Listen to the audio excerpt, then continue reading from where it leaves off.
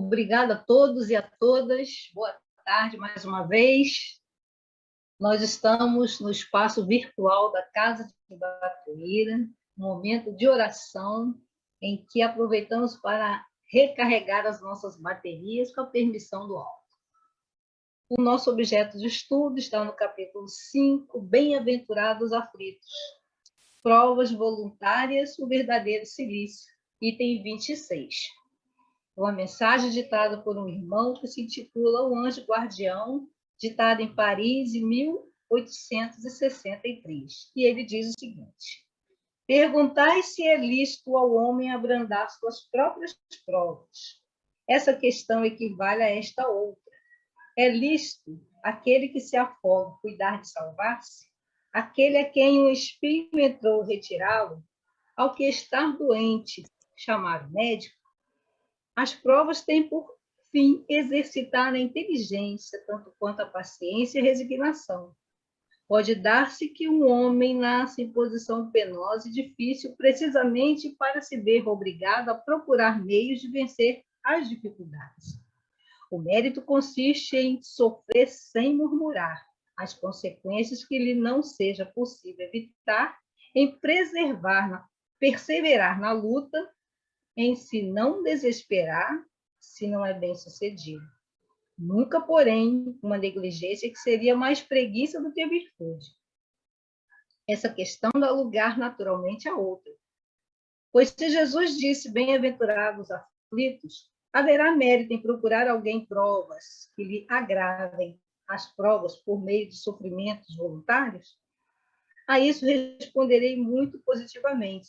Sim, há grande mérito quando os sofrimentos e as privações objetivam o bem do próximo, porquanto é a caridade pelo sacrifício. Não quando o sofrimento e as privações somente objetivam o bem daquele que a si mesmo as inflige, porque aí só há egoísmo por fanatismo. Grande distinção cumpre que se faça. Pelo que vos respeita pessoalmente, contentai-vos com as provas que Deus vos manda, e não lhes aumenteis o volume, já de si por vezes tão pesado. Aceitá-las sem queixumes e com fé, eis tudo o que de vós exige ele. Não enfraqueçais o vosso corpo com privações inúteis e macerações sem objetivo, pois que necessitais de todas as vossas forças para cumprirdes a vossa missão de trabalhar na terra. Torturar e martirizar voluntariamente o vosso corpo é contravir a lei de Deus que vos dá meios de o sustentar e fortalecer. Enfraquecê-lo sem necessidade é um verdadeiro suicídio. Usai, mas não abuseis, tal a lei. O abuso das melhores coisas tem a sua punição nas inevitáveis consequências que acarreta. Muito diverso é o que ocorre quando o homem impõe a si próprio sofrimentos para alívio do seu próximo. Se suportardes o frio e a fome para aquecer e alimentar alguém que precisa ser aquecido e alimentado, e se o vosso corpo disso se ressente, fazeis um sacrifício que Deus abençoe. Vós que deixais os vossos aposentos perfumados para irdes amansar da infecta, levar a consolação. Vós que sujais as mãos delicadas, pensando chagas. Vós que vos privais do sono para velar a cabeceira de um doente que apenas é vosso irmão em Deus. Vós, enfim, que despendeis a vossa saúde na prática das boas obras, tende tudo isso o vosso silício, verdadeiro e abençoado silício, visto que os gozos do mundo não vos secaram o coração, que não adormeceste no seio das volúpias enervantes da riqueza. Antes vos constituístes anjos consoladores dos pobres deserdados. Vós, porém, que vos retirais do mundo, para lhes evitar as seduções de viver no ensulamento, que utilidade tendes na terra? Onde a vossa coragem nas provações, uma vez que fugis à luta e desertais do combate? Se quereis o silício, aplicai às vossas almas, e não aos vossos corpos. Mortificai o vosso espírito, e não a vossa carne. Fustigai o vosso orgulho. Recebeis sem murmurar as humilhações. Flagiciai o vosso amor próprio. Irrijai-vos contra a dor da injúria e da calúnia. mais pungente do que a dor física. Aí tendes o verdadeiro silício, silício cujas feridas vos serão contadas, porque atestarão a vossa coragem e a vossa submissão à vontade de Deus. Então, aqui nós temos um roteiro belíssimo, singelo, simples, do que nós devemos fazer para evoluirmos nessa etapa de vida que estamos vivendo encarnados. O nosso amigo, muito amigo, traduziu em palavras singelas o que nós poderíamos e podemos fazer para trabalhar em prol de nós mesmos e em prol do próximo. Próximo, próximo distante, como a nossa casa tem feito, auxiliando aqueles que necessitam do pão físico e precisam do amparo espiritual. Ele começa com uma pergunta indireta, uma pergunta lógica. É lícito ao que está doente procurar um médico? Sim. Nos é lícito buscar sofrimentos além do que nós já temos? Apenas e tão somente se o orgulho não estiver escondido entre as nossas boas intenções. Porque não nos iludamos e não nos esqueçamos jamais que o Pai Celestial sabe quais são as nossas intenções mais escondidas no fundo da nossa alma. Então, se privamos do nosso sossego, do nosso conforto, como ele mesmo diz, em prol daquele que sofre, e isto deve estar muito patente em nosso coração e em nosso pensamento. Não nos esqueçamos jamais de que estamos caminhando, evoluindo muito devagar. Não queiramos dar passos além do que podemos alcançar, porque provavelmente vamos perder tempo, vamos nos desiludir, achando que fazendo além das nossas possibilidades, e isso maquiado com estou fazendo caridade, mas na realidade eu estou agindo com orgulho. Então é necessário, e ele ressalta aqui muito bem isso. Aquele que se priva por amor ao próximo, esse sacrifício, o silício aqui traduzido como sacrifício, isso o Pai Celestial e aqueles que nos assessoram espiritualmente, com certeza nos auxiliam.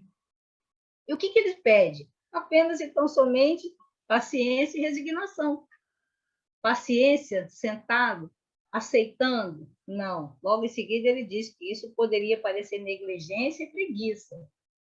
O que eu não posso modificar porque está no meu contexto, no nosso contexto de provas e expiações, sigamos adiante.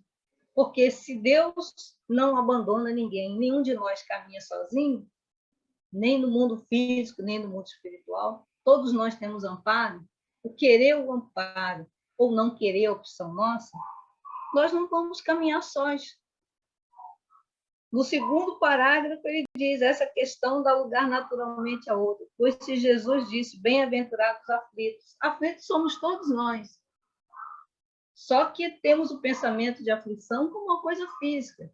Nós estamos no mundo de expiação e provas, nós estamos numa escola que está em formação, nós também estamos ainda em diversos aspectos construindo a nossa personalidade de espíritos eternos que somos. Temos que pensar sempre nisso, somos espíritos eternos. Essa etapa de vida é uma dentre muitas que nós já passamos nesse planeta aqui, e outros tantos que se perdem, como gostamos sempre de dizer, na noite dos milênios da nossa formação, como espíritos que somos, a caminho da luz, como nos diz Emmanuel. Então, que tenhamos, o que se pede é que tenhamos realmente paciência e resignação, de aceitar o que nos acontece sem reclamar. É muito trabalhoso esse ponto, mas temos um dia de chegar a entender que o que nos acontece é produto da nossa própria sementeira. Não porque Deus nos castiga, Deus não castiga a ninguém. Nós plantamos e somos os responsáveis pela semeadura. Semeamos ao longo dos milênios erros e acertos. E hoje estamos colhendo o resultado da nossa sementeira. vamos ficar desiludidos, tristes? Absolutamente. Esse momento de oração, que a Casa de Batuíra, com a permissão do alto, que tenhamos sempre em mente que esse momento foi permissão do nosso Mestre Divino, que inspirou a direção física da nossa casa, a direção espiritual, permitindo que esse momento fosse um manancial de luz para recarregar essas nossas baterias.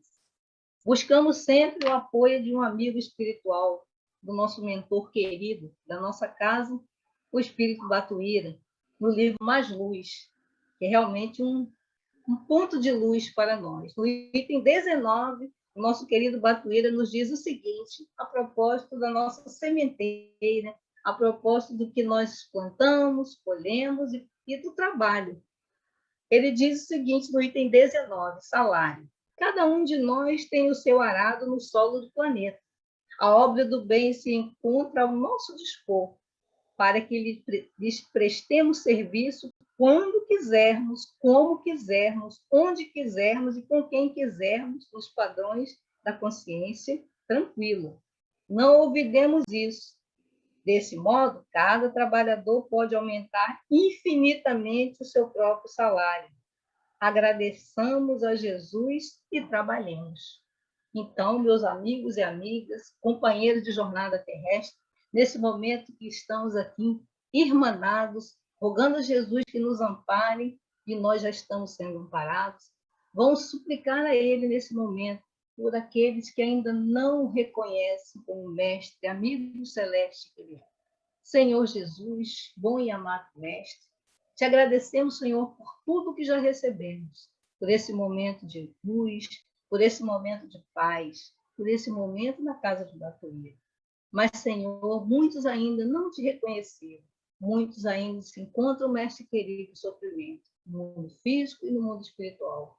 É por eles, Senhor, que rogamos e emanamos os nossos pensamentos e os nossos corações em benefício dos que ainda andam na escuridão, da ignorância, da revolta, do desamor.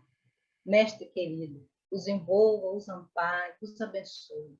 Somos todos, querido irmão, seus irmãos menores, a caminho, Senhor, da luz.